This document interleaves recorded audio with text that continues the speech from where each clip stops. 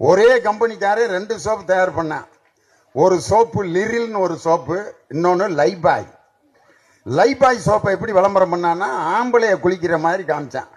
ஆரோக்கிய வாழ்விலேயே காப்பது Lifebuoy, Lifebuoy இருக்குமிடம் ஆரோக்கியம் விடமே லைபாய். 4 ஆம்பளைய பாத்ரூம்ல குளிப்பேன். லிரில் சோப்பை எப்படி விளம்பரம் பண்ணான் தெரியுமா? ஒரு அருவியில ஒரு பெண் குளிக்கும். La la la la la la la la la la la la la come alive with freshness.